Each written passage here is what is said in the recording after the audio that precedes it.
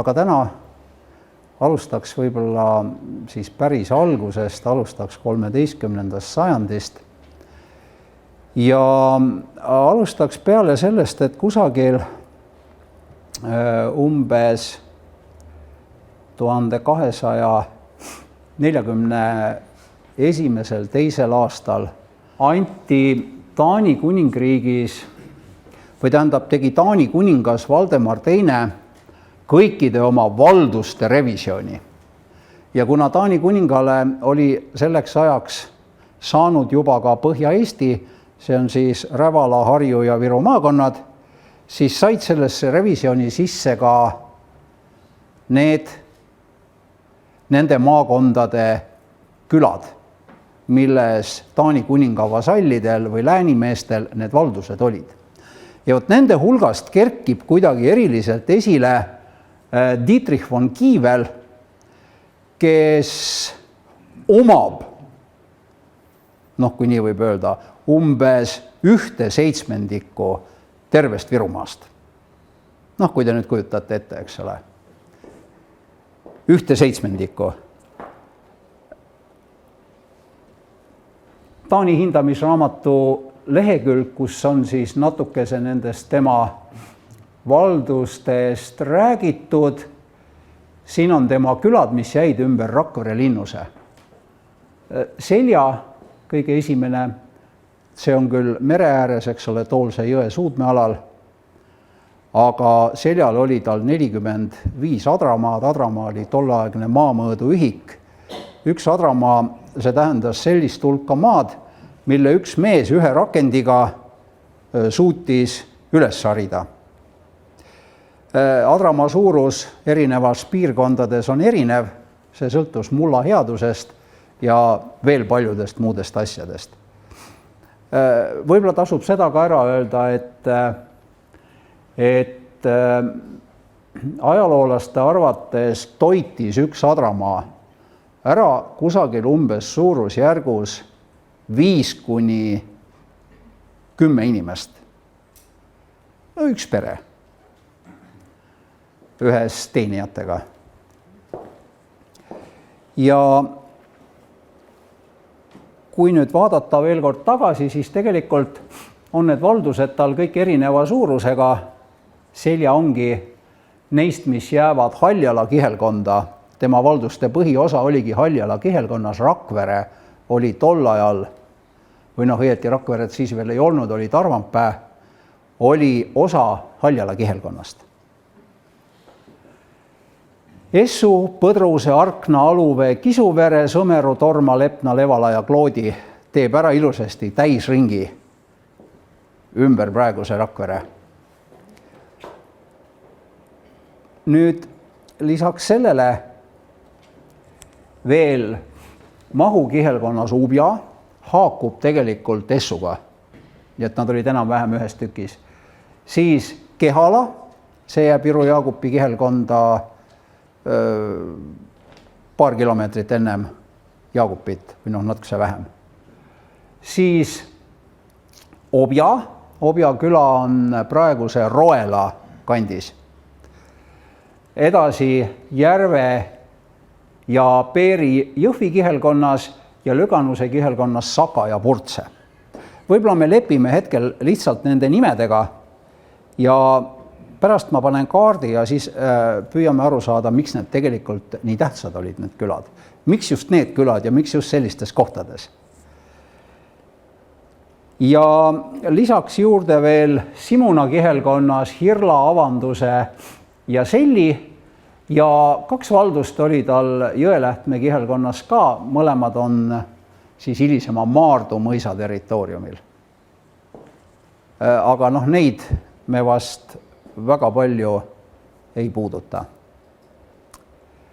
Nüüd, kui vaadata seda kõike kaardi pealt, siis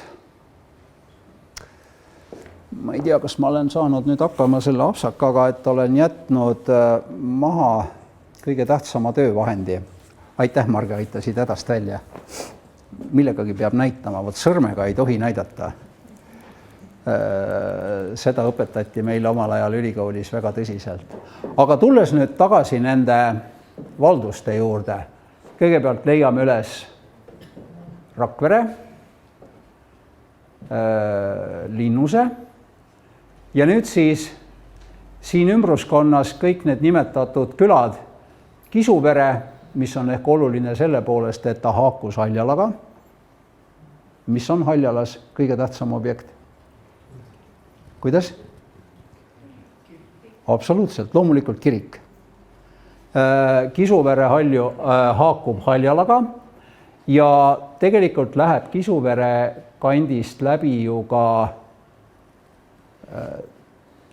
tahtsin just öelda jälle valesti, Tallinn-Narva, aga tollal oli ta pigem Tallinn-Novgorodi maantee, sest Novgorod oli tähtis kaubanduslinn, väga suur keskus, eks ole, Loode-Venemaal ja loomulikult siis tee läks just sinna üle Narva.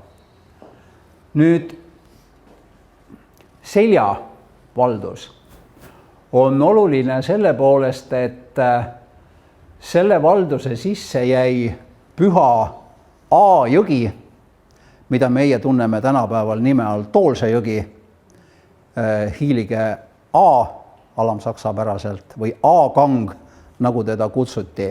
Toolset on peetud paljude teiste pühade jõgede kõrval. Me tunneme, eks ole, praegu lähemalt võib-olla seda Toila juures suubuvat püha jõge, aga tegelikult on meil oma püha jõgi ka täiesti olemas. Seal oli väga suur sadamakoht ja tegelikult on leitud Toolse jõe äärsetelt aladelt, nii Toolsest endast kui ka Kalikülast kui veel mitmelt poolt üsna mitu, üsna olulist aaret.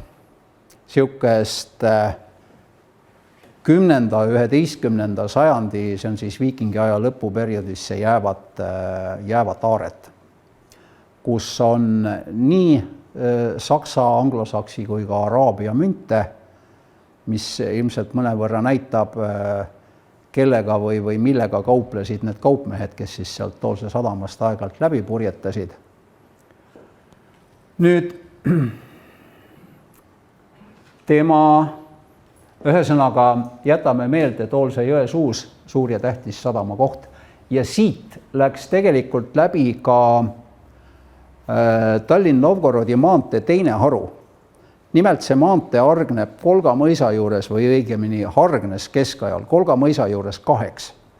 Ja üks läks Kolgalt läbi Palmse, Sagadi, Vihula, Varangu, läks Toolsele.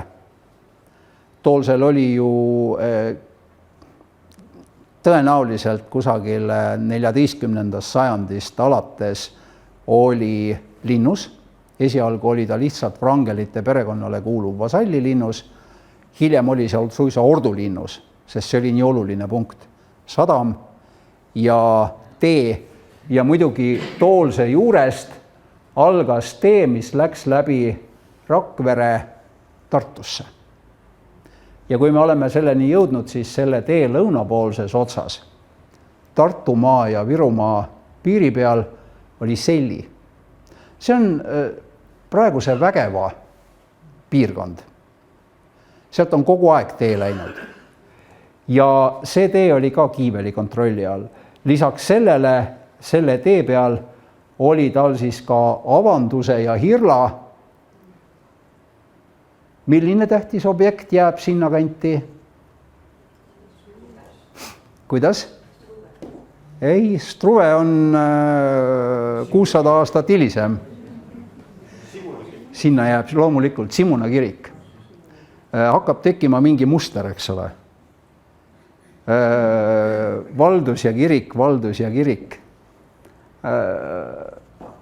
Mis puutub Haljala kirikut, siis Haljala kirik on väidetavalt ehitatud esmasel kujul juba 13. sajandi võib-olla esimeses pooles, 20. 30. aastatel. Selle kohta tõenäoliselt otseseid arheoloogilisi jälgi siiski ei ole, aga arvamus selline on olemas. Nüüd täpselt sama on tegelikult ka Simunaga. Simuna on ka suhteliselt vana kirik, ka umbes samast perioodist. Kui me tuleme nüüd natukese rohkem põhja poole, siis Kehala, seal Viru Jaagupi kõrval. Tegelikult oli Viru Jaagupi kirik esimest, kui ta ehitati, oli ta Võhus ja siis koliti ta ümber Kehalasse. Ja alles pärast seda Rohuküla kõrvale, sinna, kus on praegune Viru Jaagupi. Nii et ka see on tegelikult kannab teatud sellist ideoloogilist märki. Nüüd Objaküla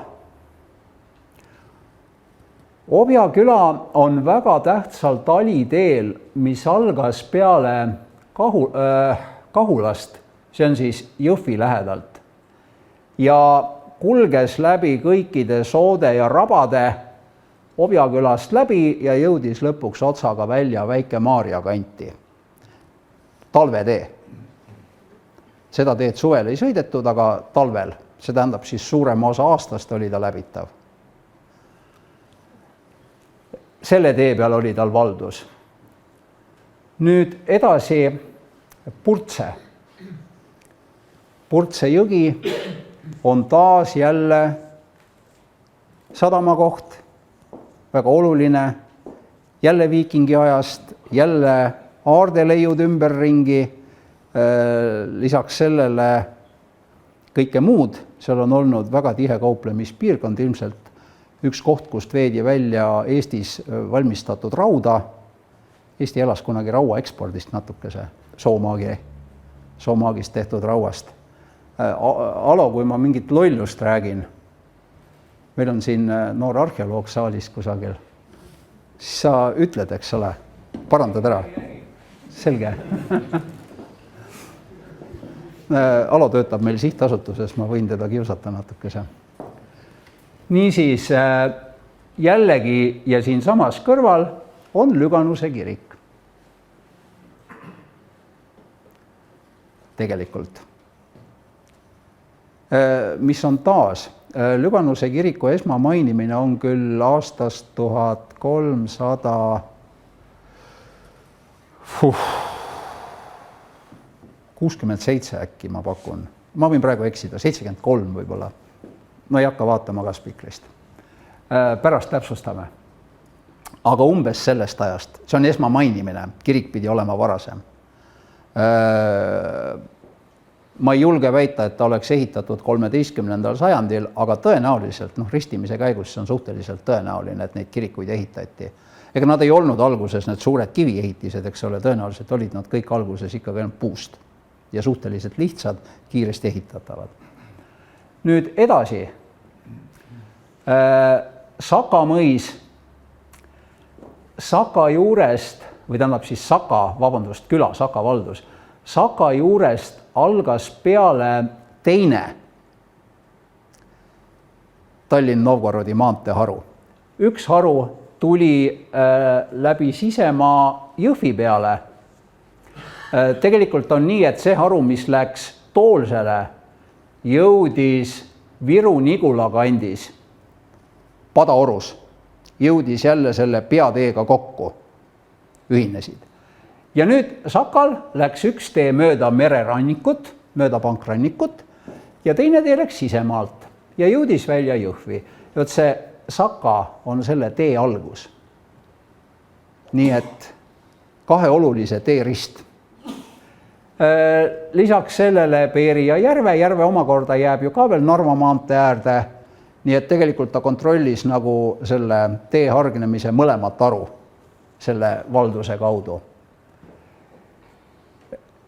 Et minu arust joonistub välja selline pilt, kus kõik olulised teed, mis liikusid läbi Virumaa, peab ütlema küll, et kogu seda ala, mis jäi Purtse jõest ida poole, nimetati tol ajal pigem hoopis Alutaguseks. Aga see, mis jäi Purtse ja Valge jõe vahele, see oli Virumaa, nii et kõik Virumaa olulisemad teed, pluss ka tegelikult siis Alutaguse see nii-öelda oluliste teede algupoolne ots oli tema kontrolli all. Ja kõik tema valdused on millegipärast, ainuke võib-olla see Järve jääb Jõhvi kirikust natukese kaugemale, aga ta ei ole ka väga kaugel. Jõhvi kirik on taas jälle üsna vana kirik, teda on ka küll mainitud 14. sajandi 1364 äkki, 68, siis oli seal lähedal üks lahing, kus sai õnnetult otsa üks tolleaegne Rakvere linnuse Vogt muuseas. Aga see on muidugi teema hilisemateks vestlusteks muuseas. Kui kellelgi tekib küsimusi, siis küsige kohe. Sellepärast, et nii on oluliselt lihtsam, eks ole.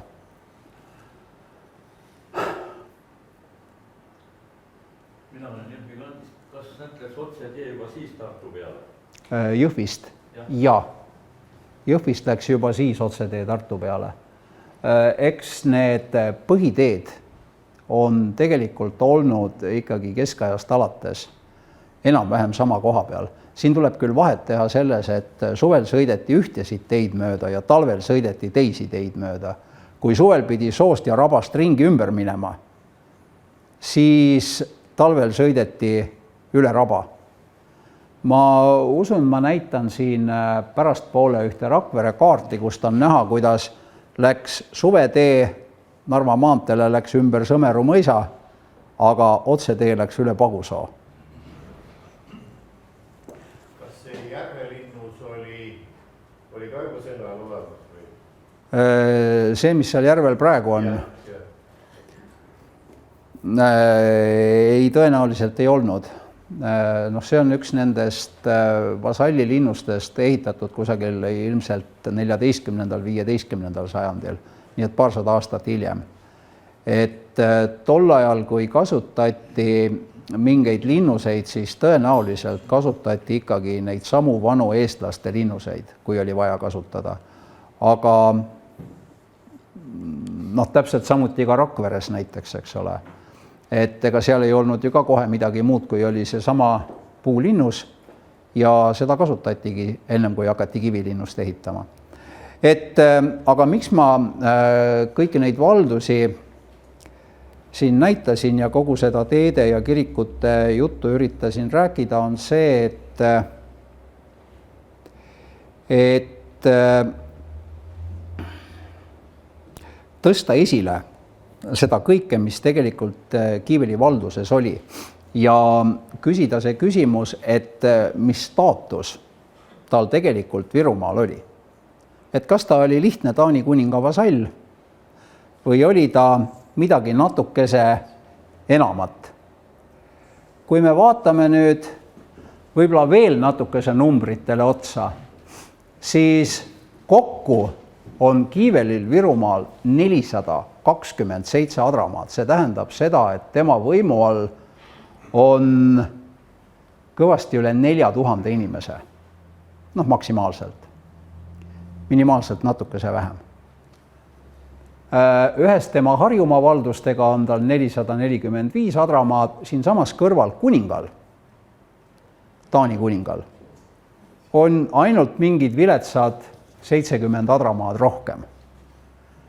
Mis tähendab tegelikult seda, et nad kahekesi, Kiivel ja kuningas, omasid 1/3 Virumaast, põllumajandusmaast selles mõttes. Sellest, mis oli tol ajal kõik üles loetud ja registrisse kirjutatud. Tõsi küll, ma pean kohe ütlema, et Taani hindamisraamatus siiski tervet Virumaad üles loetud ei ole. Seal mõned piirkonnad jäid ka kogemata 2 silma vahele. Näiteks kõik Palmse külad olid ilmselt nii sügaval metsa sees, et nendesse ei jõutudki. Aga see on hoopis teine jutt. Ja siinsamas tulevad siis teised suurmaaomanikud. Eilardus, kellest arvatakse, et oli hilisema Wrangelite, ka suure ja võimsa suguvõsa aluse panija 3 korda vähem. Saxo Agisson, kes oli Taani kuninga asevalitseja Tallinnas,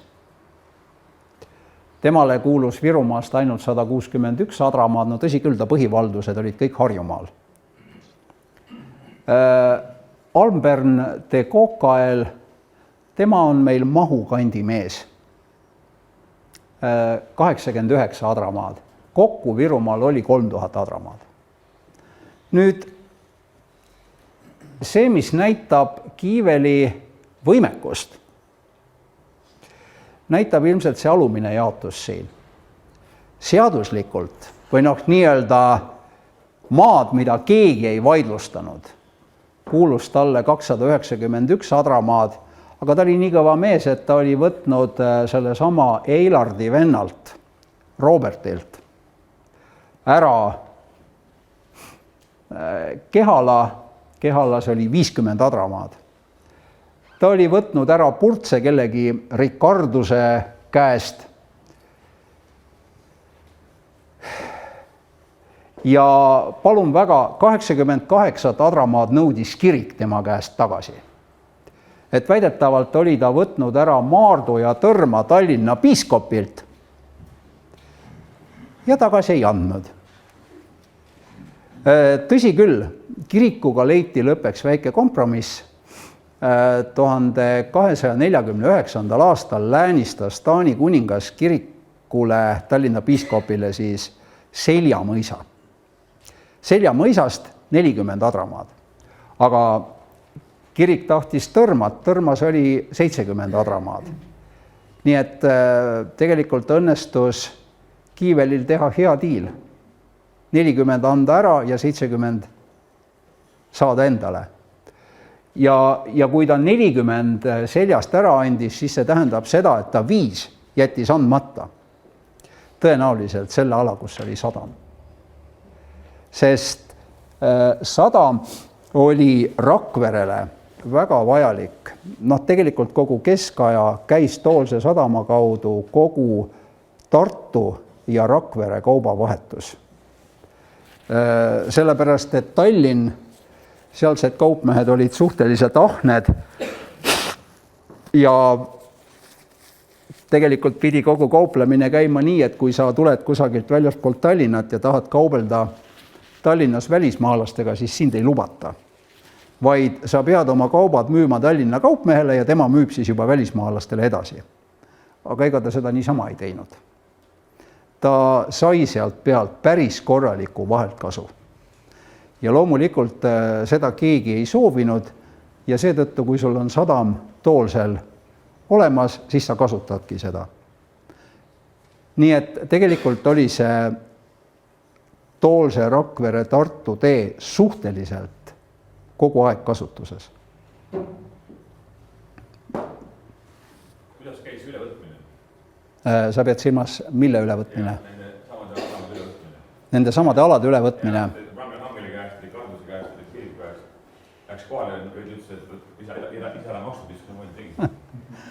No, tähendab, kõigepealt oli nüüd nii, eks ole, et maad läksid ju taanlaste kätte kohalikelt lepinguga tegelikult. Kõik need üleminekud võeti lepingutega ja lepingutes oli sees üks punkt, et kohalikud kohustavad maksma maksu.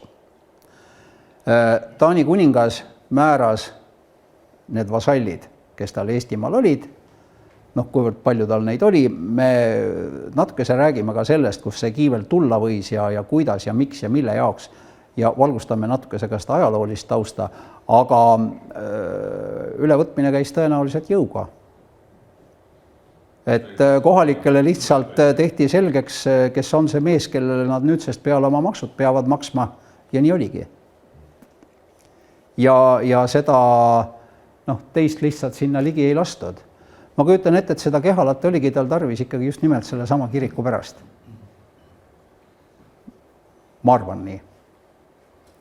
Vähemasti see vastab mingile mustrile, eks ole, mis oli igal pool mujal. Nüüd, võib-olla peaks siis tegema ühe väikese vaate sellesse, kust see Kiivel üldse tuli. Me oleme nüüd tema selle Taani hindamisraamatuga enam-vähem lõpule jõudnud jätame siit meelde selle, et tegemist oli väga võimsa suurmaaomanikuga, kellel oli ka tegelikult sõjaline võimekus võtta seda, mis talle ei kuulunud ja seda ka hoida ja mitte lihtsalt Virumaal, vaid ka päris Tallinna külje all. Seal samas Tallinna piiskopi kodu juures, eks ole. Võtta lihtsalt see Maardu alad ja need ongi minu omad ja kõik. Ta oli need küll välja läänistanud all läänimehele, nii Maardu kui ka Kehala tegelikult olid tal antud ära oma käest, aga ta osa maksu sai loomulikult ju sealt ikkagi kätte. Nüüd ma olen siin teinud väikese ülevaate tema võimalikust elust. See on see koht, kus ma pean ütlema nüüd selle tavalise ajaloolaste lause, et see võis nii olla, aga see ei pidanud nii olema.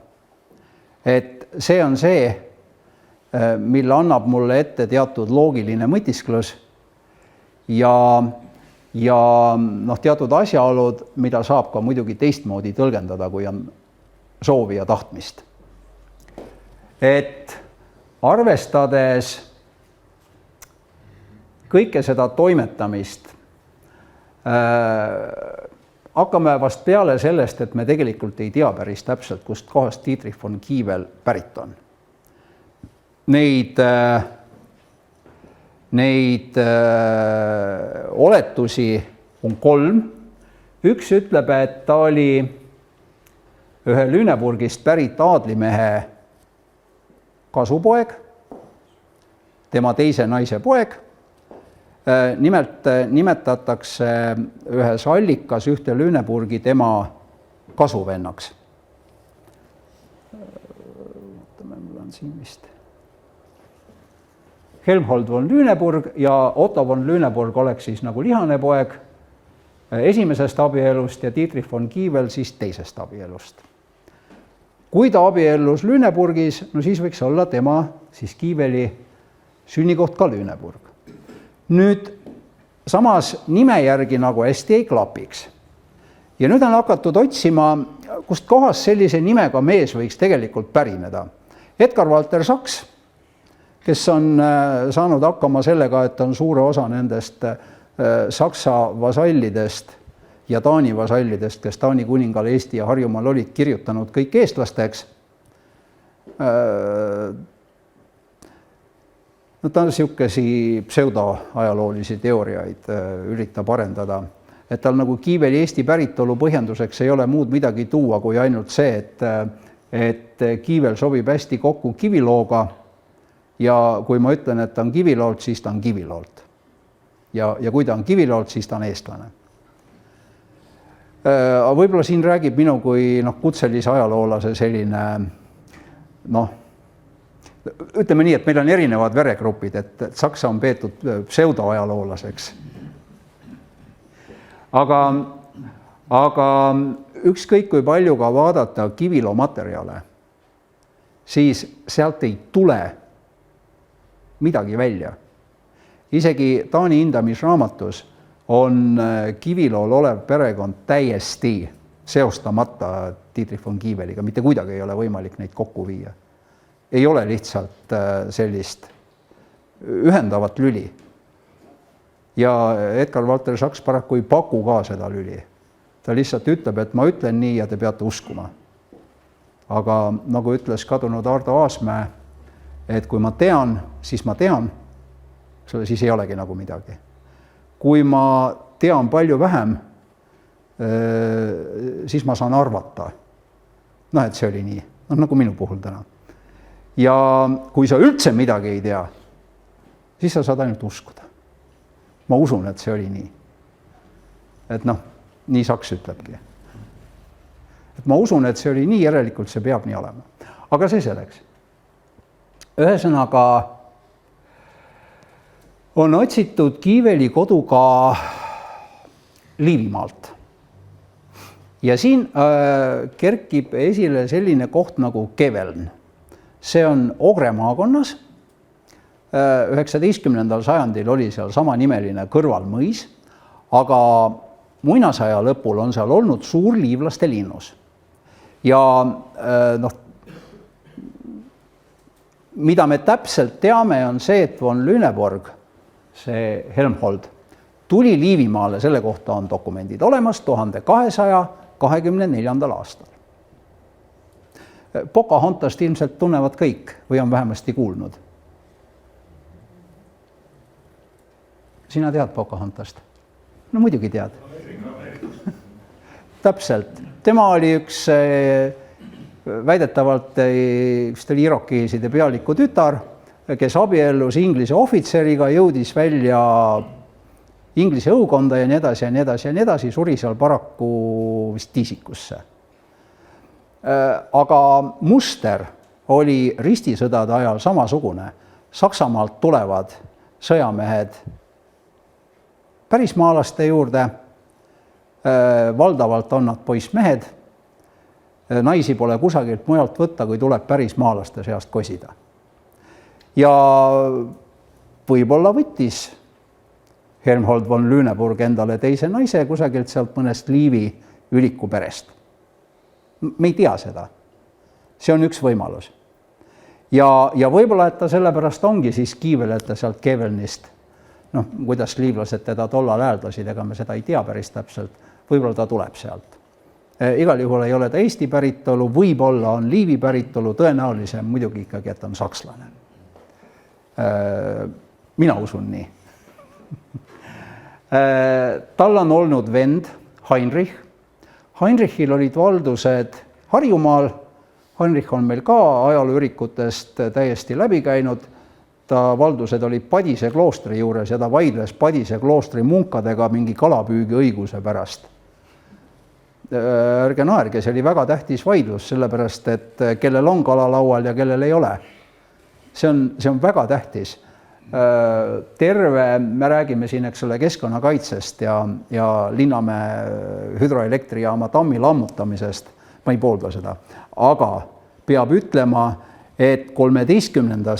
14. sajandist alates kuni 19. sajandini välja on käinud üks igavene võitlus nende vahel, kes on tahtnud jõgesid kinni panna.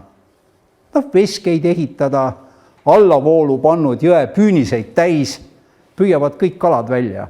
Ja need, kes ülesvoolu elavad, need ei saa midagi. Ja need on tigedad. Ja need kaebavad kohtusse. Ja kogu aeg on protsessid, kus ühed väidavad, et kuulge, meie isa juba püüdis nii, et terve jõgi oli kinni. Aga kohus tavaliselt ütles seal juhul, et jah, aga pool jõge peate nüüd lahti tegema. Et tohite ainult poole jõe pealt püüda. Ja kui tahate vett paisutada, siis palun, aga pool jõge peab jääma kaladele vabaks. Nii, et ülevalt jõge naabrid ka saavad midagi.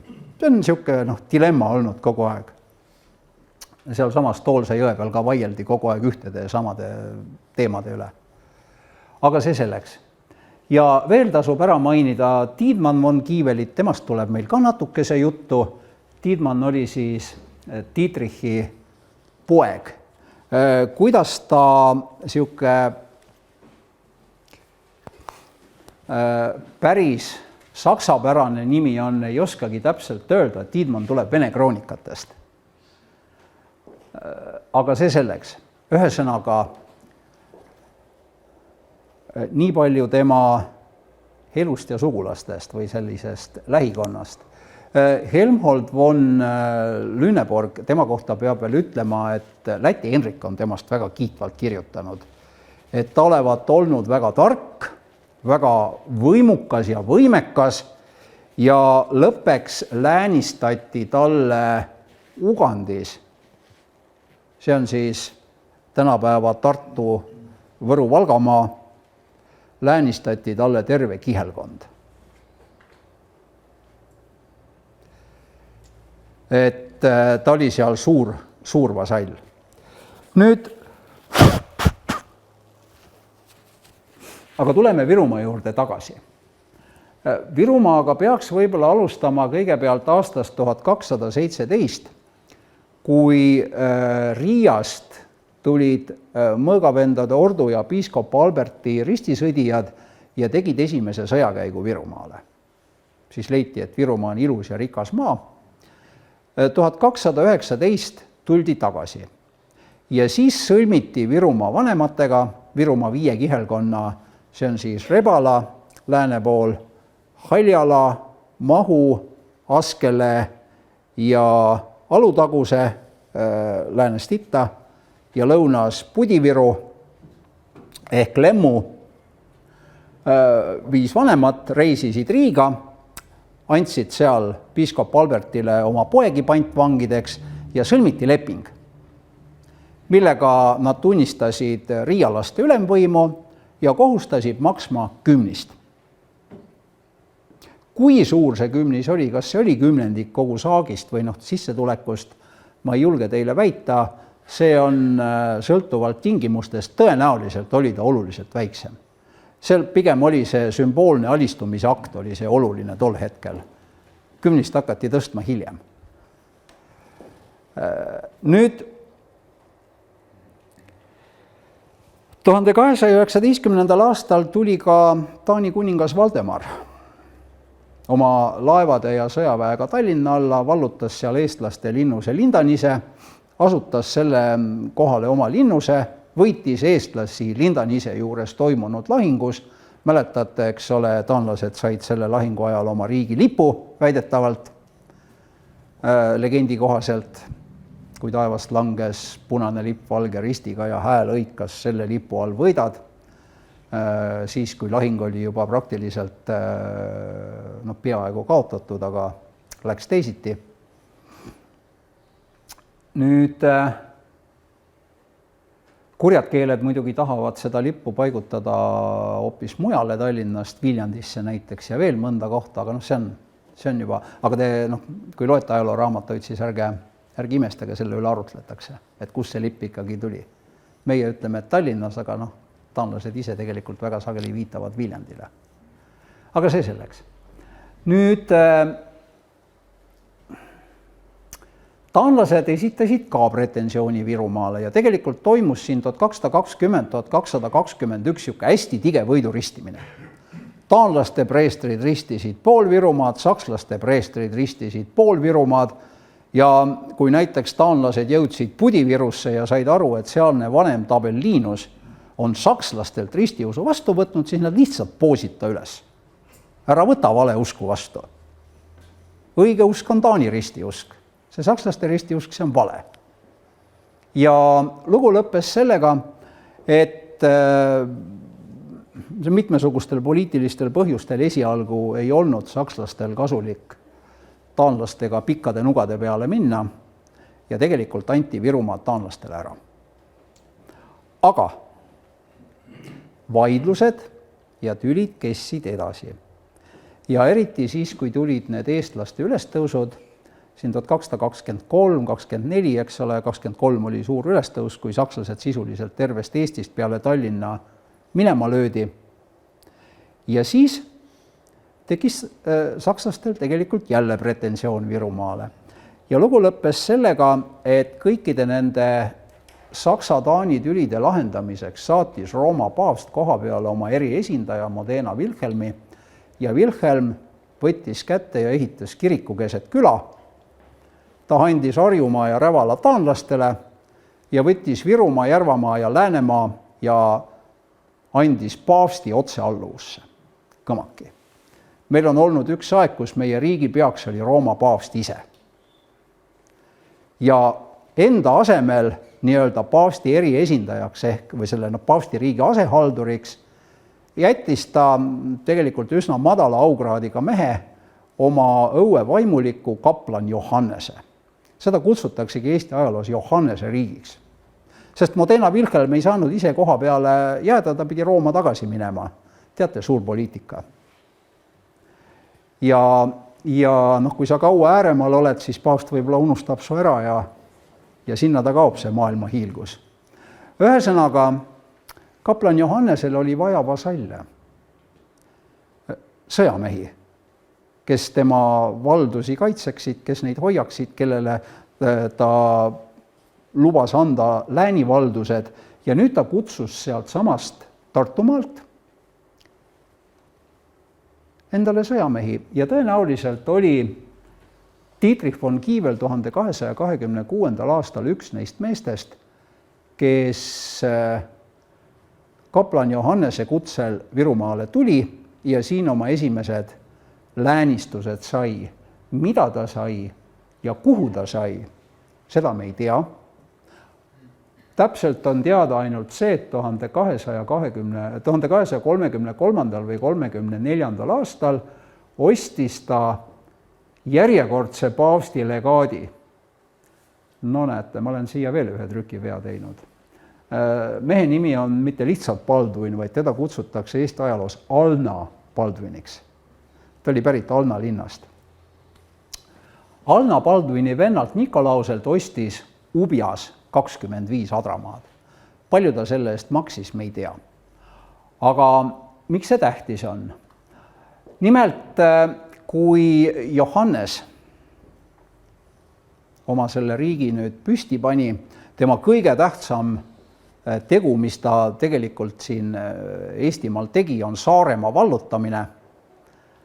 Nimelt, kui oli see suur ja kuulus sõjakäik Saaremaale 1227, mille kohta Läti Hendrik kirjutab, et Vaarau heideti alla ja eestlased, kes ennem olid kurjuse lapsed, said nüüd kõik sõnakuulmise lasteks ja mis seal oli terve hulk selliseid vägevaid piibli epiteete ritta laotud selle kohta, kuidas kogu kuri on korraga maa pealt ära hävitatud. Saarlased olid nii metsikud ja hirmsad. Sõjaliselt väga võimekad lihtsalt ja viikingid ja mis nad kõik ära ei olnud. Et tegelikult, kuna kaplan Johannes oli kohapealse kõige kõrgema aukraadiga mees, ta oli paavsti järel teine mees maal, siis kanti kogu väe ees paavsti lippu ja Johannes oli väepealik. Tõsi küll, tõenäoliselt teda otsustamise juurde ei lastud. Tegelikult juhtis väge ikkagi mõõgavendade ordumeister Volkvin. Igal juhul lõppes lugu sellega, et 1227 kohe pärast Saaremaa alistamist, paar kuud hiljem, mõõgavendade ordu sõlmis Johannesega kokkuleppe, mille järgi Johannes läks Rooma ära ja jättis selle paavsti valduse mõõgavendade ordu hoole alla. Et kui tuleb, paavst saadab uue mehe, et siis annavad jälle üle. Ja uus mees tuligi. 1232. aastal järjekordne paavsti legaat Alna Baldwin, aga Baldwin oli erinevalt Modena Wilhelmist, Wilhelm oli diplomaat. Ta ei olnud väga, kuidas ma ütlen nüüd, ortodoks, ma pean Modena Wilhelmit silmas. Wilhelm oskas inimestega rääkida ja oskas sobitada kokkuleppeid. Baldwin ei tulnud tooma mitte õlipuuoksa, vaid tuli tooma mõõka, nagu on vist öeldud kusagil. Ta oli hästi jäärapäine, vähe diplomaatiline, ta ei saanud kellegagi läbi, ühesõnaga temaga oli igavene jama. Ja nüüd ta otsustas selle paavstiriigi, kuna talle seda vabatahtlikult kandikul siiski kätte ei antud, otsustas tule ja mõõgaga kätte võita. Ja lugu lõppes sellega, et 1233. aasta sügisel oli Tallinnas Toompeal suur lahing. Ühel pool oli mõõgavendade ordu, kelle käes oli Toompea linnus tol ajal. Baldwin tahtis seda kätte saada, sest tal oli sellele enda arvates õigus, kuigi tegelikult linnus oleks pidanud olema hoopiski seaduse järgi taanlaste oma, eks ole. Mõõgavennad olid vahepeal taanlased ka maalt välja ajanud. Igal juhul toimus Toompeal suur lahing ja kogu see Alna Baldwini vägi, mis oli kogutud nendest samadest paavsti vasallidest ja kelle hulgas oli ka tõenäoliselt üsna palju eestlasi, tapeti peaaegu viimase meheni ära või võeti vangi. Asi läks isegi nii metsikuks, et tapmine toimus, võitlus ja tapmine toimus Tallinna Toomkiriku altari ees. Üldiselt oli keskajal kombeks, et kui sul õnnestus kirikusse põgeneda vaenlaste eest ära, siis sa olid Jumala maal ja siis sind keegi ei puutunud. Väljasaamisega olid muidugi probleemid mingil hetkel, aga kirikus sees sind ei puutunud, aga seal oli see viha oli nii võimas, et altari ees tapeti tapeti Jumala nimel inimesi ja nii oligi. Ühelt poolt, eks ole, katoliiklik ordu ja teiselt poolt paavsti eriesindaja. Et noh, jumallikud jõud mõlemad, kui nii võtta. Ja tõenäoliselt oli selles lahingus ka Dietrich von Kiewel. Tõsi küll, vangi võetute hulgas selle Baldwini tegevuse kohta Baldwin kirjutas pärast hästi tigeda kaebekirja paavstile. Ja seal olid tõesti punktide kaupa üles loetud kõik need kurjad teod, mida mõõgavendade ordu kõik tegi temaga ja teistega ka. Näiteks käisid sealt sellest kaebekirjast läbi piiskop Alberti, selle sama Riia piiskop Alberti, eks ole, olete koolis õppinud.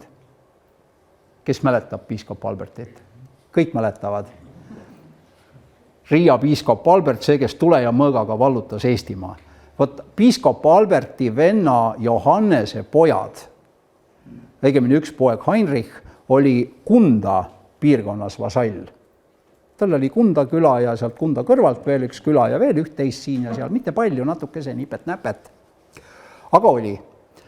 Nende eest nõuti meeletut lunaraha. Seal oli ikka mitu head kilo hõbedat. No see oli tollal päris korralik väljaost. Nendelt vasallidelt, kes lahingust pääsesid ja keda vangi ei võetud, nõuti nende valduste säilitamise eest päris karmi trahvi. Ma seda summat ei mäleta, aga see ei ole ilmselt nii oluline ka, aga see oli väga karm. Tõenäoliselt oli Kiivel üks nendest, kes selle trahvi ära maksis ja suurem osa tema valdusi jäid alles. Ainult Lepna kohta on Taani hindamise raamatus märge, et see oli vahepeal Limbertuse oma. Aga kuna Taani sai oma valdused tagasi 1238 Stensby rahuga, siis aeti see Limbertus juba ennem Taani hindamisraamatu koostamist ära. Aga kirjas oli, et oli vahepeal Limbertuse käes, aga nüüd on jälle tagasi antud. Ja seda on tegelikult mitme teise tegelase nime juures ka näiteks selle sama Buxhövdeni, keda ma mainisin, Alberti perekonna nimi oli Buxhövden, tuntud suguvõsa, eks ole. Sealt on hiljem ka terve hulk Saare Lääne piiskappe tulnud sellest suguvõsast. Et ka neilt võeti tegelikult mõned valdused ära ja anti teistele, nad said ka pärast Stensby rahulepingu sõlmimist tagasi. 1238 Stensby rahuleping, Taani sai Rävala, Harjumaa ja Virumaa jälle endale, mõõgavennad pidid tagasi tõmbuma ja seal lepiti selles lepingus kokku ka tegelikult selle üle, et nüüd hakatakse koos sõdima skismaatiliste venelaste vastu. Miks skismaatilised? Sellepärast, et venelased olid ju õigeusklikud, meie mõõgavendade ordu Taani kuningas ja Lääne-Euroopa olid katoliiklased ja need usud olid sattunud usutülli, mis tõi kaasa usulõhe ehk skisma. Nii et skismaatikutest venelased, nende vastu tuleb sõdida. Need pidid olema veel hullemad kui paganad, sest paganaid saab ümber pöörata, aga skismaatikud ei taha mitte kuidagi oma usust loobuda. Nad on nii kindlad, et ainult neil on õigus. Aga see selleks. Mis siis veel sellist olulist me peaks selle slaidi arvelt? See tasub ka siis ära mainida, eks ole, et pärast Stensbyt tehti nüüd see Taani hindamisraamat Eestimaa nimistuse, kus need valdused kirjas olid kõik. Et see on siis kuningas sai oma maa kätte ja siis ta tahtis teada, mis tal on ja siis loeti kõik üle. Nüüd 1245. aastal on Kiivelit nimetatud ka Riia piiskopi vasalliks. Võib-olla tal olid seal ka veel mingid valdused, aga nendest, see samane Keveln, eks ole, kangesti jälle torkab niiviisi mõtetesse, aga ei õnnestunud leida ühtegi sidet selle piirkonnaga. Mitte midagi. Dokumente ei ole.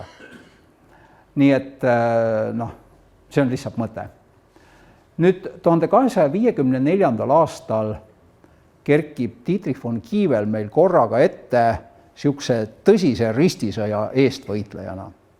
1256 juhtis ta Vadja ristiretke, ma sellest räägiks natuke see tagapool mõne sõnaga lähemalt. See on vast üks tema selliseid elu tippsündmusi. Aga lihtsalt, et ta on ära nimetatud ja ta suri tõenäoliselt 1259. aastal oli ta viimast korda kirjalikus allikas nimetatud. Ta üleüldse saavutas oma elu jooksul vist 5 või 6 niisugust äramärkimist või õigemini 5 või 6 dokumenti on meie ajani säilinud. Osa nendest dokumentidest on paraku sellised, kus ta lihtsalt oli loetletud teiste hulgas. Kas ta oli tunnistanud midagi, oli tunnistaja kusagil mingisuguse lepingu sõlmimisel või oli alla kirjutanud. Aga tasub nimetada, et ta oli tavaliselt, mitte tavaliselt, kõikides nendes ürikutes. Selle sama Saxo Agissoni, keda ma mainisin ja ütlesin, et ta oli meil Tallinnas Taani kuninga asehaldur. Ta oli Saxo Agissoni järel alati teisel kohal. Kuna tolleaegne ühiskond oli hierarhiline ühiskond, kus iga mehe positsioon oli väga täpselt teada ja kus tema nii-öelda seda asendit ühiskonnas kogu aeg näidati ja rõhutati, siis see teisel kohal olemine. See näitab tegelikult seda, et tegemist on äärmiselt olulise inimesega. Et Taani kuningast esimene mees Tallinnas ja tema on teine mees selle esimese mehe järelkoha peal siin. Ma ei tea, kas ma las ta olla veel. Ja tõenäoliselt sai ta surma, tõenäoliselt, ma ei saa jällegi kindlasti öelda, eks ole, aga fakt on see, et 1259 ta oli ja siis pärast seda teda enam ei olnud. Küll aga oli 13. juulil 1260. aastal seal Leedu piirides turbelahing. Ja see oli nüüd Liivimaa rüütliväele tõeline krahh, sest turbelahingus löödi puruks nii Liivi ordu vägi kui ka Liivi orduga ühinenud Taani vasallide vägi. Nii et selles Taani vasallide väes võis ta olla. Ja ma pakun, et kõige tõenäolisem, mida ma oskan välja mõelda, on see, et ta sai seal lahingus lihtsalt surma. Leedukad tapsid ta ära. Eks ta olnud juba kusagil 5-60 aastane ka, tolle aja kohta suhteliselt vana mees. Nüüd läksin valele poole. Kas sõjamehed olid valdavalt siis Eestid? Kuidas? Sõjamehed olid valdavalt eestlased või Eestid? Tähendab... Ei, ma sain aru. Sõjasurran oli ka ikkagi mõlema mees. Põhimõtteliselt, eks selle väe peatuumik olid ikkagi rüütlid. Ordurüütlid ja siis need samad vasallid. Neil oli raske relvastus, eks ole. Nemad olid ratsa, see oli ründav jõud. Eestlased läksid küll sõtta hobustega, aga kui läks lahinguks, siis seoti hobused puude külge köide ja sõditi jala üldjuhul. Eestlaste hobused olid väikesed ja madalad, nendega sellise raskes relvastuses korraliku sõjamehe vastu. Kuidas ma ütlen, see oli vist 10 aastat tagasi jooksis telekast läbi siuke vahva klipp selle kohta, kuidas araablased üle vist 30-40 aasta said ühe Abrams tanki kätte ja hävitasid ära. Ja siis nad olid õudselt õnnelikud, sellepärast et see oli esimene kord nende elus ja tõenäoliselt nende laste elus ka, kes seda nägid. Et eks tegelikult see korralik turvises kaitsevarustuses rüütel oli nagu Abramsi tank. Ja eestlane oli siis nagu see araablane, kes üritas oma suhteliselt lihtsate relvadega sellest tankist võitu saada. Me teame kindlasti kõik Ümera lahingut. Kes ei teaks, kõik on lugenud seda raamatut uhke raamat. Seal tapeti neid rüütleid kümnete või isegi sadade kaupa tapeti ära, aga tegelikult paraku ajalugu ütleb meile, et selles lahingus üldse osales alla 10 rüütli ja ära ei tapetud seal neist ühtegi, üks sai haavata ja seda ka kogemata oma rumalusest. Et ja siis, kui rüütlid nägid, et see lahing, lätlased ja liivlased kahel pool, need olid eestlastega võrdsed, eks ole, oma relvastuse ja kõige poolest, et need on lüüa saanud ja laiali jooksnud. Liivlased ei tahtnud ilmselt tol hetkel väga veel sõdida ka sakslaste eest. Siis see 10 rüütlit taganes ja nüüd üks Friis, Rudolf oli ta nimi äkki, no ei ole tähtis, pidas tee kitsastes kohtades üksinda tervet eestlaste väge kinni, kuna tal oli hästi väle hobune. Ja siis, kui teised olid saanud jälle väikese edumaa tagaajajate ees, siis ta lihtsalt ratsutas neile järele ja järgmine kord siis jälle nagu aitas omasid sellega, et pidas tervet väge kinni üksinda. Et vot see on see vahekord, et miks Lembitu hukkas ära Eesti riigi mõtte 13. sajandil, oli väga lihtne rumal põhjus. Ta läks rüütliväele eestlaste väega lagedal väljal vastamisi. Lasi kõik maha tappa. Ta oli võib-olla tark poliitik, ta suutis koondada kokku praktiliselt terve Eesti, siiski 7-8 tuhat meest Eestist tol ajal, see oli päris kõva sõna, aga sõjaliselt oli ta andetu lollpea. Sellepärast, et leedukad tapsid 2 korda maha nende maale tulnud rüütliväe, aga nad kasutasid partisani sõjataktikat.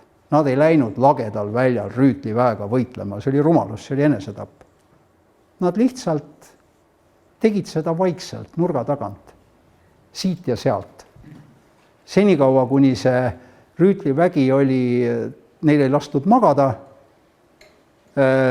neid üritati haavata igal võimalikul moel, üritati hävitada nende hobuseid, sest ilma hobuseta rüütel ei ole rüütel, ja üritati voorid ära lõigata väest, et nad nälga jääksid, ja lõppeks, siis kui nad olid nii-öelda nõrgestatud, siis langetati 2 poolt teele maha terve hulk puid ja siis ei mindud ka mitte otse karjaga peale neile, vaid mindi siis, kui nad ei jaksanud enam vastu panna ja löödi kõik maha.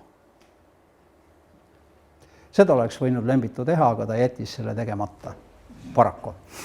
Aga see selleks, oleks võib-olla muistne vabadusvõitlus lõppenud hoopis teistmoodi. Aga nagu ütles mu kadunud vanaema, oleks ja poleks on pahad poisid ja pidi on nende pisike õeke. Niisiis. Ma üritasin, mitu korda mainisin Rakveret ja seda, et Dietrich von Kiewel oli seotud Rakvere piirkonnaga, et tema valdused olid ümber Rakvere linnuse. Nüüd ma ilmselt pakun välja selle, mida tahtsin siin varem teha, et ma arvan, et tegelikult oli Dietrich von Kieweli näol tegemist ka Taani kuninga asevalitsejaga Virumaal ja Alutagusel. Et see valduste paiknemine näitab seda ühest küljest. Ja teisest küljest, kui Taani kuningas müüs oma valdused Põhja-Eestist 1349. aastal maha, kõigepealt Saksa ordule ja Saksa ordu omakorda Liivi ordule, siis tegelikult oli kogu see Rakvere ümbruse külade ring, see, mis sai üles loetud, need olid välja arvatud Ubja kusjuures, see, mille Kiivel oli ostnud oma raha eest. Kõik see külade ring, need olid endiselt riigimaad. See tähendab, see oli ilmselt, see valdus oli käinud ametiläänina ühelt asevalitsejalt teisele, sest linnust pidi millegagi üleval pidama. Tal pidi olema maavaldus. Sealt pidi tulema vili, sealt pidi tulema raha, sealt pidi tulema tõenäoliselt teenijad, kõik, mis aitas seda linnust kuidagi üleval pidada. Ja ilmselt ka see sadamakohtade omamine ja teede omamine, see kõik viitab sellele, et tegemist oli mehega, kes pidi suutma teostada oma võimu. Aga eks sa katsu vastu hakata mehele, kelle käes on kõik olulised sadamad ja kes suudab neid sadamaid ka vallata ja hallata, sa pead taga tahest tahtmata läbi saama. Mis tähendab ka seda, et need ülejäänud vasallid, kes maal olid, neil ei olnud väga võimalust talle vastu hakata, sest ka nemad tahtsid oma vilja müüa, seda, mida nad maksuks said eestlaste käest. See veeti ju välja kõik. Põhja-Saksa madalmaad, need terve keskaja sõid ju meie vilja, sest meie vili küpseb parsil, see tähendab seda, et ta ei lähe juba märtsis idanema, vaid ta seisab suveni hea, ta maitse on parem, tal ei ole haigusi, sellepärast et teda on vinguga mürgitatud, suitsuahjuga ju kööti rehetarret, eks ole. Ja vot nii on. Nüüd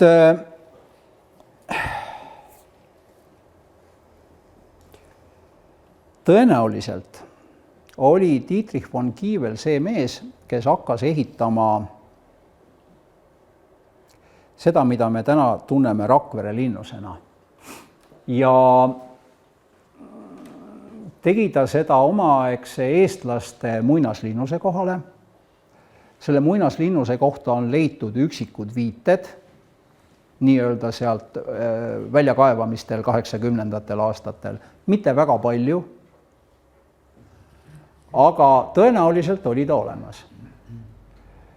Ja tagatipuks leiti praeguse konvendihoone. Praeguse konvendihoone, ta on siis Kirja Kagu edela nurgast, edela torni alt leiti üks konstruktsioon, mis arvatakse pärinevat sellest algsest Taani linnusest, kõige esimesest ehitusjärgust. Alo, sa nüüd täpsustad, oli 13. sajand. No 13. Jah, kindlasti, jah, just 13. kindlasti, mitte hiljem. Siia on üle kontrollida. Mis tähendab seda, et siin tõenäoliselt on olnud siis üks esimesi ehitisi sellest linnusest. Võib-olla siis Kiiveli käsul ehitatud. No võib-olla, ma ei saa ju seda kindlalt väita, aga tõenäoline. Juhul kui see mõte, et ta võis olla asevalitseja, peab paika. Nüüd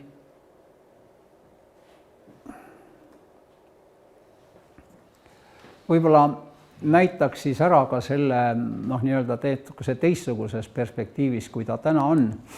Taanlased ehitasid lõpuks sellise ebakorrapärase kujuga müüriga kastelllinnuse ja siis see esialgne ehitis jäi sinna sisse. Panin siia välja ka ühe ilusa fantaasiapildi. Nad väidetakse, et see on fantaasiapilt. Selle on joonistanud Jürgen Helms 17. sajandil ja Jürgen Helmsi pealt joonistas selle ümber Philipp Eduard Körber. Üldiselt öeldakse, et Helms on patoloogiline valetaja ja järelikult midagi, mida Helms on kujutanud, ei maksa võtta tõepärasena. Aga no ma ei oska öelda, kas kuidas need kaks asja võiksid perspektiivis omavahel kokku käia, aga küll on Helms teadnud, et Soolik oja voolab Rakvere kõrvalt läbi. See on tal täiesti olemas ja tegelikult oli tõenäoliselt see esimene kõige varem asulakoht Teatrimäel. Et tõenäoliselt on kujutatud just nimelt seda, kui vana see allikas, mida Helmus kasutas, võis olla, kui ta üldse kasutas mingit allikat, kui ta seda ise välja ei mõelnud. Me loomulikult ei tea, leitud ei ole, kas see on fantaasia või ei ole, me tegelikult ka ei tea, aga me lihtsalt arvame. No, või usume. Kui te lähete täna linnusesse, siis see vana Taani-aegne müür jookseb meil siin selle plaatidest tee alt. see on spetsiaalselt niiviisi ära märgistatud. See on konvendihoone sisehoovis. Ja tegelikult, kes on käinud meie turistimagnetis, piinakambris, surmatoas ja põrgus, siis olles jõudnud sinna põrgu viimasesse lõppu, 3. ruumi, 1, 2, 3. Ei ole, piinakas, surmatuba, 2 põrgut, 4. ruumi. Siis tuleb üks jupp sellest nii-öelda väljapääsu teest nii, et see tõenäoliselt 13. 14. sajandi müür jääb meile vasakut kätt. Seal on sellised ümarad moreenist välja korjatud paekivi, siuksed, ma ei oskagi seda õiget eestikeelset nime anda, vene keeli on ilus nimi Bulõžnik. No nad ei ole munakivid, aga jah, nad on moreenis ümaraks lihvitud paekivid. Sellised tunneb kohe ära. No midagi umbes sarnast, nagu oli nüüd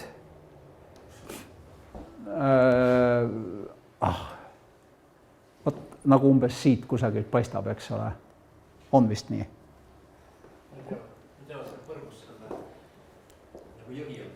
Jah. Aga see selleks. No, me üritame eeldada, et enamus inimesi ei ole meil põrgus käinud.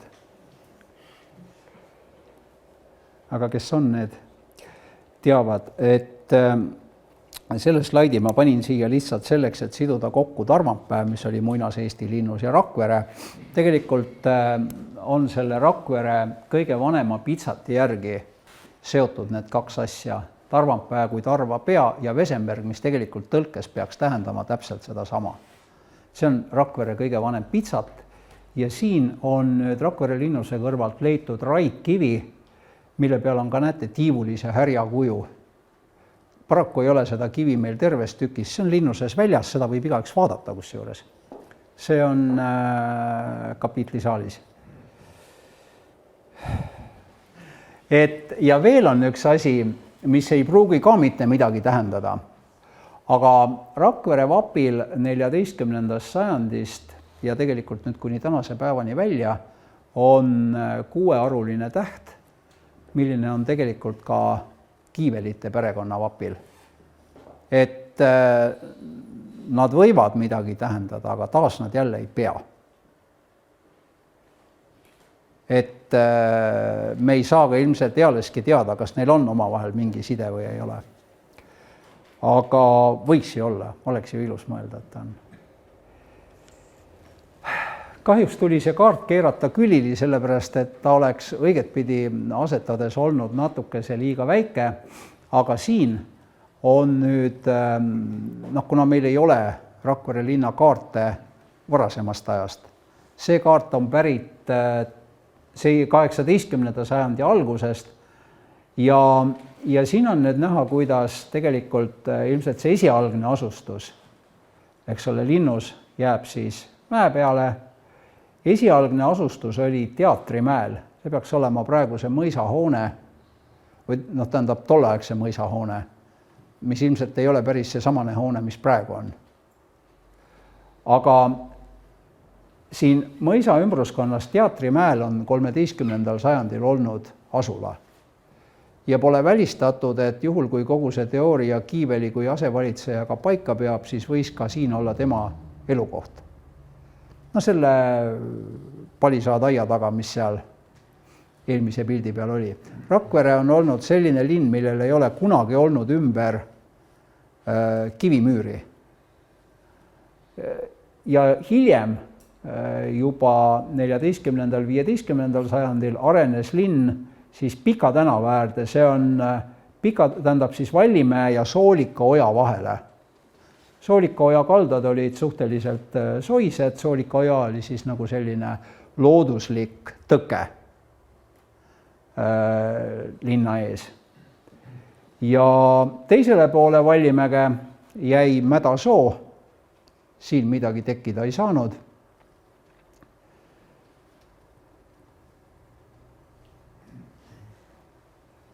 väidetavalt olevat siin Soolikoja ääres olnud linnaelanike peenramaad. Nooremad inimesed ilmselt Soolikoja ei mäleta, aga ma võin siis öelda, et kui te tuletate meelde, eks ole, Vee tänava piirkonnast ja siis tuleb siin ja kiriku taha tuleb sihuke oja ja veekogud, siis läheb ta kanalisatsiooni. Tegelikult Sooliku oja voolas mööda praegust Jakobsoni tänavat ja läks Tallinna tänava alt läbi. Seal oli sild, ma mäletan vist isegi veel puusild äkki või pärast ei olnud. Ei, ma ei mäleta. Aga seda ma mäletan, et või õigemini, vabandust, nüüd ma oleksin hakanud võõraid mälestusi enda omade peale laduma. Seda ikka Ants Leemets armastas meenutada, et kui tema poisik oli, ta on ju Rakvere poiss, et siis, kui oli saunapäev, siis olid Sooliku ojal suured vahutordid peal, sest kogu saunavesi läks Sooliku oja. Täna on Sooliku oja siis Jakobsoni tänaval kusagil seal kanalisatsioonis. Oot sellised laod. Ja kui me juba jõudsime välja niiviisi Rakvere linna ehitusliku külje juurde, eks ole, viitame kirikule ka. Täna on ta kolmainu kirik, aga keskajal kutsuti teda hoopis Mihkli kirikuks.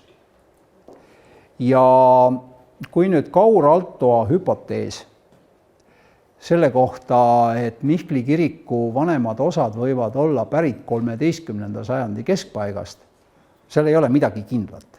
See on lihtsalt hüpotees. Aga kui need on tõesed, siis me võime ehk nimetada ka Dietrich von Kievelit üheks Rakvere kiriku ehituse algatajaks. See pilt, mis siin Rakvere linnast on, see peaks olema Pika tänava äär, on 1683. aastast ja siin on sellest kirikust küll ainult seinad püsti. Pärast Liivi sõda ja pärast Poola-Rootsi sõdasid ja pärast igasugust jama, mis selle tulemusel oli. Ja Linnus ise ka varemetes, eks ole. Aga veel, jah, selle slaidi me võime nüüd ilmselt vahele jätta. Ma siin tahtsin juhtida tähelepanu nüüd sellele, et kui me rääkisime Mihkli kirikust, siis kõik need teised kirikud on ka Kiiveli valduste juures, aga mul on niisugune tunne, et see sai vist kõik ära räägitud. Ma selle slaidi kohta võib-olla küsiksingi, et 13. sajandi kohta, kuidas need teede kulgemised siis tuletatakse, mis allikatest annab palju lugeda, kuidas võisid teed minna? See on ikka nii sügav vaarane ajal. No tähendab, see kaart nüüd konkreetselt on, ma oleks võib-olla pidanud selle alguses ära mainima, on Graf Mellini kaart. See on 1790. aastad. Et siin on nüüd üsna suur osa sellest teevõrgust, nagu ma näitasin ka, eks ole, sellised olulisemad taliteed on peal. Nüüd selle tee, mis Kolgast üle Toolse Padaorgu tuli, selle ma tuletasin Holsteini saatkonna liikumistee järgi. Et 1600, hoidku nüüd ma hakkan valetama kohe, 1617. aastal, siis kui sõlmiti Stolbovo rahu Venemaa ja Rootsi vahel, siis läks üks madalmaade saatkond läks läbi Eesti, nad tulid Tallinnasse laevaga ja siis maad mööda läksid Venemaale. Ja võt see saatkond käis läbi selle Kolga, Palmse, Sagadi, Vihula, Varangu, Toolse, Kunda, Nigula, Padaorg ja sealt tuli siis juba Varjad ja Lagenad ja postijaamad või need peatuskohad, et nii nagu peab. Et see on näiteks selle järgi. Siis tegelikult ei ole meil ju neid teid nüüd maastikul nii väga keegi uurinud. Näiteks Valdo Praost väidab,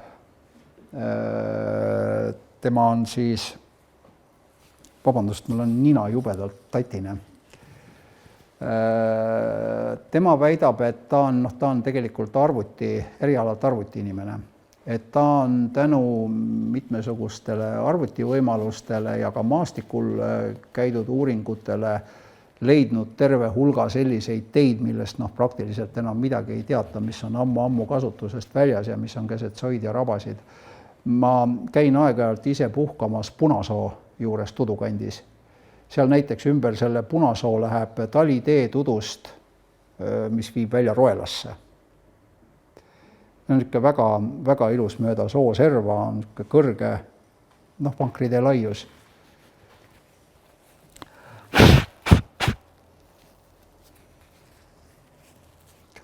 Et nii. Et eks see põhiteede võrk ju ikkagi, ütleme nii, et teda on ju muudetud alles tänapäeval. Et kui on tekkinud need võimekused, et sa saad soit täita ja teid õgvendada ja muidu on teed ikkagi liikunud sealt, kus on kõva pinnas. Et mujale ei saa ju, talvel saab. Aga millest peaks veel enne rääkima, see on Vadja ristiretk ja vot see toob Dietrich von Kieveli veel erakordselt esile. Tegelikult meie oleme harjunud sellega, et meie jaoks muisse vabadusvõitlusega lõpebki kogu Baltikumi ristisõda peaaegu ära, eks ole. Natuke see teatakse veel seda, et sõditi Lätimaal ja semgalite ja seelidega, aga tegelikult üritati ristisõdasid teha ka Novgorodimaale. Ja üks väga tõsine ristisõda võeti ette aastatel 1240-41. Tegelikult lõppes see sõda küll 42. aastal, me kõik teame jäälahingut, aga me keegi ilmselt ei tea, miks see jäälahing peeti. On ju nii? Aga tegelikult ta peeti sellepärast, et 1240. aastal Stensby rahulepingus oli kirjas see, et kui ordu teeb mõne ristisõja, siis Taani kuninga vasallid peavad teda toetama. Ja tegelikult võttis ka Taani kuningas paavsti ärgitusel vastu kohustuse minna ristisõtta. Nii et tema vasallide osalemine igal järgneval ristisõjal, see oli niisugune loomulik asjade loomulik käik.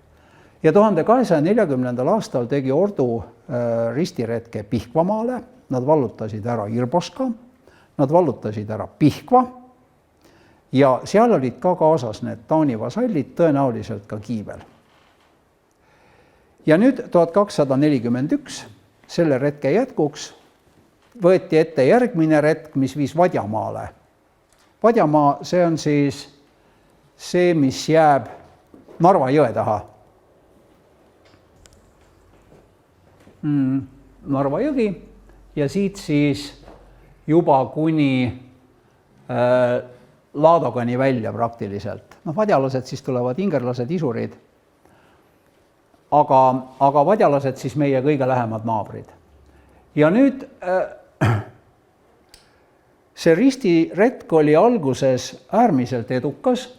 Ristisõdijad ehitasid endale Kaporia kanti linnuse ja jõudsid sõjaliselt sisuliselt välja praktiliselt 30 kilomeetri kaugusele Novgorodist.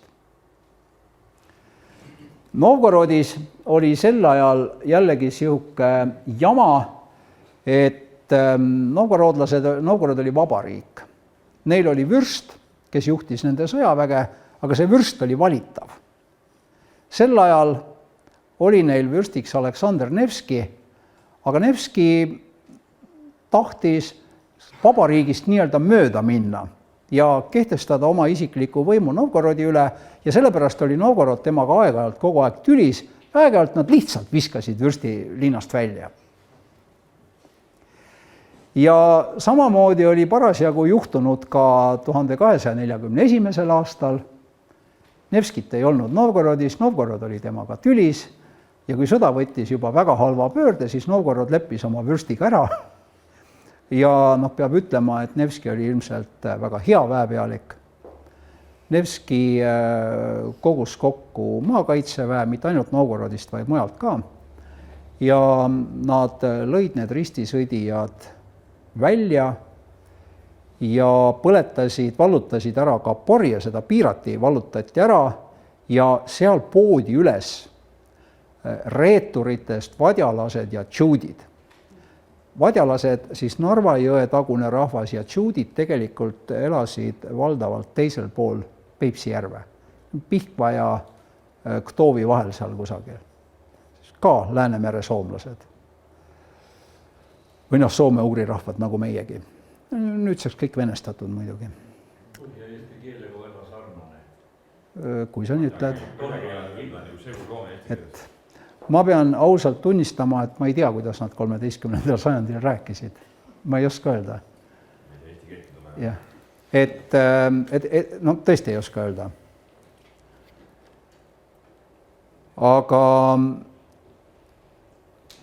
Aga väidetavasti jah, vist mitte väga palju teisiti, et me isegi vist võiksime omavahel suhelda, kui me nendega kokku saaksime. Alto ja uuris vadja keel. Ja praegu tänapäeval räägivad vadja keelest on 2 küla. Noh jah, nendega tehti 30. aastatel suhteliselt puhas huug seal. Aga see selleks. Ühesõnaga, vadjalased ja tšuudid, kes olid siis sakslastega koostööd teinud, kollaborandid, poodi üles. Mida see näitab? See näitab tegelikult seda, et baas katoliku usu viimiseks sinna Vadjamaale oli olemas. Nad tegelikult ütlevad, et see oli just see aeg, kus novgorodlased hakkasid neid vadjaalasid nii-öelda aktiivselt hõlmama ja tõstsid makse ja seal hakkasid tekkima Novgorodi bojaaride suurmavaldused. Et tegelikult vadjalastel ilmselt oli soov need novgorodlased sealt enda juurest eemal hoida ja võib-olla see sõltuvus, mis oli tegelikult tol ajal kujunenud juba Eestimaal, sobis neile lihtsalt paremini. See oli oluliselt õdvem ilmselt kui see, mis Novgorod üritas kehtestada Vadjamaal. Igal juhul see ristisõda lõppes siis jäälahinguga. Jätaks võib-olla selle jäälahingu teema kõrvale. Siis, kui mina veel laps olin, siis me õppisime seda, kuidas paha Saksa vägi tahtis minna Venemaad röövima ees, kuidas head vene vürstid korjasid oma viimased sõjamehed kokku ja läksid ja võitsid neid Peipsi järve jääl. Jah, tänapäeval räägitakse sellest nii, et venelased tulid suure väega Eestit riisuma ja tegelikult korjasid sakslased kokku oma viimased rüütlid ja siis terve patsahkami eestlasi, keda nad vähegi kätte said ja siis seisid seal jää peal neil vastas ja võitlesid nendega. Kumba pidi see lugu päriselt on? Ma arvan, et seda me päris täpselt jällegi teada ei saa, seda teab Jumal taevas, aga meil on võimalus uskuda, kes soovib nii seda kui teist. No, peab ütlema küll, et sakslastel väga tol ajal sellise suure pealetungi võimekust tegelikult 42. aastal väga ei olnud. Sest nad olid saanud Pihkval päris korralikult lüüa, venelased olid Pihkva tagasi vallutanud ja seal veel mitmesugustel muudel põhjustel, neil oli ka lõunapiiril, oli parasjagu sõda käimas, nii et põhijõud olid seal hoopis ja neil ei olnud tol ajal siin Eestimaa piirides väga kedagi võtta. Nii et kui me vaatame seda tuntud filmi Jäälahingust, Aleksandr Nevski, mis 42. aastal välja tuli, siis tegelikult seal enamus nendest õudsatest sakslastest, kes ära uppusid Peipsi järve, olid tõenäoliselt rääkisid kõige lihtlabasemat maakeelt. Et seal jah, palju neid ei olnud, sellepärast neid lihtsalt ei olnud koha peal, keda olla, aga see ei ole tähtis. Tähtis on nüüd see, et teise ristiretke Vadjamaale ja tõenäoliselt jälle vadjalaste kutsel võttis ette Dietrich Kiivel isiklikult. Tõsi küll, kroonika ütleb, see on nüüd Vene kroonikas, siin on üks katkend, et suvel 6764 venelased arvestasid aega maailma loomisest alates, nii et nii palju oli siis Aadama ja Eeva loomisest möödas. Suvel 6764 tulid rootslased ja hämelased ja soomlased ja Tiidmann oma maakonnaga ja palju vägev ning hakkasid ehitama linna Narva jõel. Ja sel ajal ei olnud vürsti Novgorodis. Vürstiks oli tol ajal Aleksandr Nevski poeg Vassili, kes oli sellise suure isa mittevääriline poeg. see oli jälle välja aetud, see oli hakanud ka mingit isetsema seal. See oli välja aetud, Nevskiga oli jälle tüli majas, Nevski oli sel ajal juba tegelikult Vladimiri suurvürst, nii et Venemaa kõige tähtsam vürst. Ta oli väga hea sõber tatarlastega, kes sel ajal Venemaad valitsesid ja oli saanud tegelikult siis tatarlastelt selle nii-öelda valitseja võimu ja oli käinud koos tatarlastega Venemaad röövimas selleks ajaks juba palju kordi. Aga see selleks. Ühesõnaga, sel ajal ei olnud vürsti Novgorodis ja novgorodlased saatsid Alami jõe maadele, see on siis sinna Vladimirisse. Vürsti juurde sõjaväe järele, ka oma maad mööda saatsid nad keskjalad laiali sõjaväge koguma, saanud sellest kuulda, jooksid need neetud mere taha. No mõeldud on siis ilmselt rootslasi ja hämelasi ja soomlasi. Ja sama aasta talvel tuli Aleksander Nevski ja metropoliit ühes temaga ja läks vürst teele ja metropoliit ühes temaga ja novgorodlased ei teadnud, kuhu vürst läheb. Mõned arvasid, et läheb Tšuudide peale, antud juhul siis ilmselt Eestimaale, läks aga ka Porjeni ja läks Aleksander Nevski Häme peale, metropoliit aga läks Novgorodi, no ilmselt siis tagasi. Miks Aleksander Nevski Häme peale läks, on tõenäoliselt see, et nad olid paar aastat tagasi, oli üks vägi läbi Vadjamaa juba Eestimaal käinud ja seal oli päris korralikult rüüstatud ja ilmselt nad kartsid, et sealt ei ole midagi väga võtta. Ja siis mindi Hämemaale. Aga siit koorub välja nüüd selline lugu, et lisaks sellele kroonikakatkele on paar kirja. Nimelt kirjutab Rooma paavst 2 aastat ennem seda ristiretke Riia piiskopile, et käisid minu juures Dietrich von Kiivel ja tema vend Otto von Lüneburg. Selle koha peal on tõsi küll vend võimalik lugeda, aga mitte kui vend, vaid kui nii-öelda, kuidas? No mitte ordovend, Lüneburg ei olnud ordovend, ta oli vasall, aga vennad nii-öelda vasallid, et mitte lihased vennad, vaid ja tema vend Otto von Lüneburg ja palusid, et me määraksime vadjalastele piiskopi. Ja meie käseme. Nüüd tuleb vadjalastele piiskop nimetada ja et ta oleks üks tark, aus ja õiglane mees. Panete tähele, eks ole. Tuleb mingi Virumaa mees, Dietrich von Kiivel. Ta käis tõenäoliselt 1252. aastal tapeti ära järjekordne Taani kuningas Eerik. Taani kuninga võim oli tol perioodil äärmiselt nõrk, seal vennad võitlesid omavahel võimu pärast ja seal oli tõsine jama. Nii et see Virumaa ja ilmselt terve see Eestimaa elas üsna oma ette. Aga järjekordne kuningas tapeti ära, oli ta vist Eerik, seal Eerik ja Aabel omavahel toimetasid. Ja tegelikult nägi seadus ette, et tuleb minna kuninga juurde oma volitusi kinnitama. Mis tähendab seda, et tuleb reisida seal 3 aasta jooksul, oli see periood, tuleb 3 aasta jooksul reisida Taani. Ja tõenäoliselt nad läksid 1252, kinnitasid oma volitused ära ja siis reisisid Rooma. Läksid paavsti juurde ja nõudsid endale piiskopi. Ja siis tulid tagasi taskusse paavsti kiri, et olgu piiskop olla. Ja nüüd määratigi piiskop ja tegelikult vaatamata sellele, et seda Vadja piiskopkonda õieti ei tekkinud, olid tal kusagil 30-40 aasta sees oli kogu aeg olemas Vadja piiskop. Tõsi küll, need piiskopid elasid Saksamaal ja ilmselt Vadjamaale jalgagi ei saanud, isegi mitte Eestisse, aga nad olid olemas.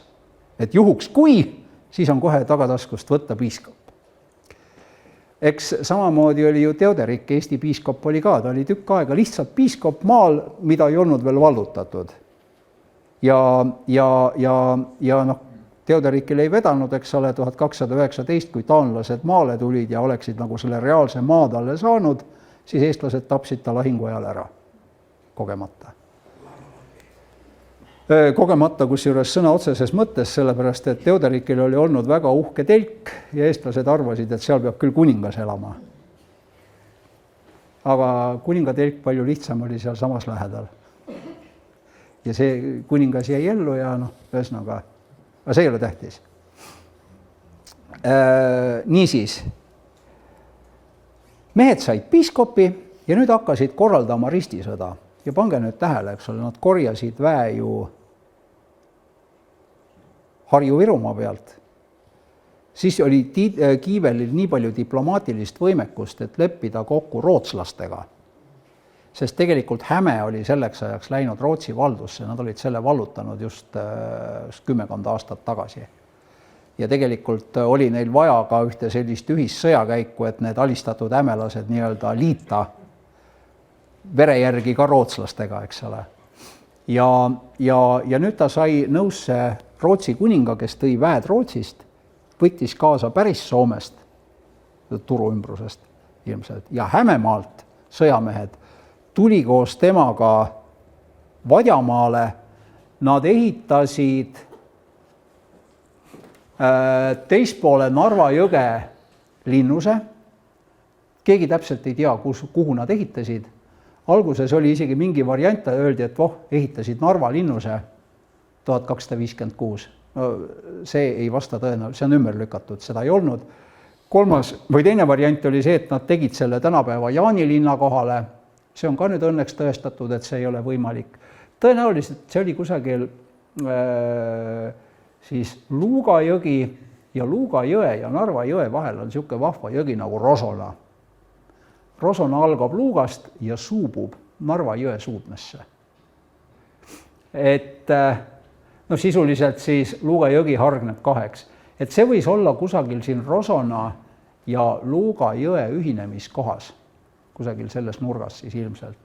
Või siis kusagil mujal Luuga jõe ääres, täpselt ei tea kus. Pole leitud, pole kaevatud, pole otsitud, polegi tahetud ilmselt otsida.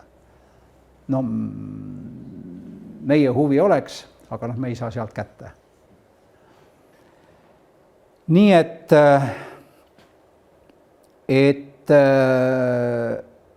kõige naljakamal kombel Aleksander Nevski ei läinud seda linnust vallutama, vaid ta läks hoopis Hämemaale, võitles seal ja hiljem on sellepärast isegi arvatud, et võib-olla võis osa sellest Vadjamaast kuuludagi teatud aja päris konkreetselt Kiivelile. Sest aastast 1294 on taas jälle kirje Novgorodi kroonikas, et samal suvel, 6802 oli see sama suvi, ehitas Titmanovitš üles isalinnuse Narva jõe siinpoolsel kaldal, see on siis venepoolsel kaldal. Novgorodlased aga läksid, põletasid linnuse ja tema suure küla. Ja põletasid maha. Et see tähendab, et midagi seal pidi tal, võib-olla et see suur küla oligi nende valdus kuni selle 1894. aastani. Senikaua, kuni nad otsustasid hakata aga võib-olla vahepeal hävinud linnust taastama. 1262 oli olnud üsna suur sõda Novgorodi ja Rakvere vahel muuseas. 1268 üritas Vene vägi vallutada Rakveret, ilmselt sellepärast, et Rakvere oli see pideva Novgorodi maale kallale tungimise keskus. Asi läks isegi nii kaugele, et nad tegid seda, mida venelased ei teinud õieti isegi paar sajandit hiljem, nad konkreetselt valmistasid piiramismasinaid selleks, et Rakveret vallutada. Mis tähendab seda, et 1268. aastaks võis Rakveres olla ka juba väga konkreetselt kivilinnus. No kuigi mine sa tea. Ühesõnaga, selle sõjaretke ajal Kiiveli linnust ei mainita seda, mis ta sinna Venemaa poole peale ehitas. Et kas see oli selleks ajaks võib-olla juba hävitatud või jäi see lihtsalt väeliikumise teelt kõrvale, seda ei ole ka võimalik öelda. Nad tulid talvel mööda Tali teed, mis tähendab seda, et nad tõenäoliselt tulid üle jõe kusagil hoopis Vasknarva kandis. Aga see Kiiveli linnus jäi oluliselt palju põhja poole sellest. Vot.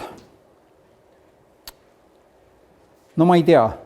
Mul on niisugune tunne, et ma olen teie aega kuritarvitanud juba üsna parajalt. et kas ma suutsin teile tõestada, et Dietrich von Kiibel oleks võinud olla midagi enamat kui lihtsalt üks paljudest kuninga vasallidest. Et ma ikka endiselt ütlen, et ma ei tea, aga ma arvan, et see võis nii olla. Vot. Nii et tänan teid kuulamast.